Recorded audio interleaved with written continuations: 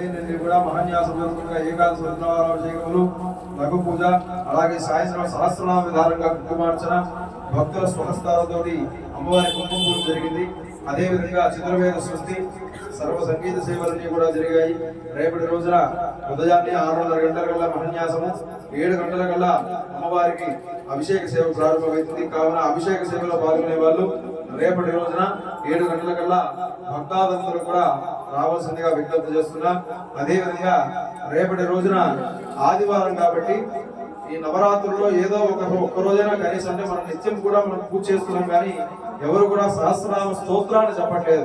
రేపు ఉదయము 10 గంటలకు అమ్మవారికి కుంకుమ పూజ చేసేటప్పుడు మహిళా భక్తులందరూ కూడా లలితా సహస్రనామ స్తోత్రాన్ని పారాయణ చేస్తూ కుంకుమ పూజ చేయాలన్నమాట. కాబట్టి రేపు ఉదయం 10 గంటలకు కుంకుమ పూజకు వచ్చేటువంటి మహిళా భక్తులు లలితా సహస్రనామ పుస్తకం తెచ్చుకుని, రేపు ఆదివారం కాబట్టి అందులో ఎవరికి కూడా ఉద్యోగ రీతిగా వెళ్ళేటువంటి ఇంట్లో వంట చేసే కార్యక్రమం కాసేపు లేటుగా చేసైనా సరే ఇంటికి వచ్చేటప్పుడు, గుడికి వచ్చేటప్పుడు 10:30 వ్యవధిలో వచ్చి అమ్మవారి కుంకుమ పూజ జరుగుతుంది. లలితా సహస్రనామ స్తోత్రాన్ని చెబుతూ ఒకరు మైకులో చెప్తున్నారు, మిగతా వాళ్ళు ఫాలో అవుతూ అమ్మవారి కుంకుమ పూజ చేయవలసిందిగా విజ్ఞప్తి.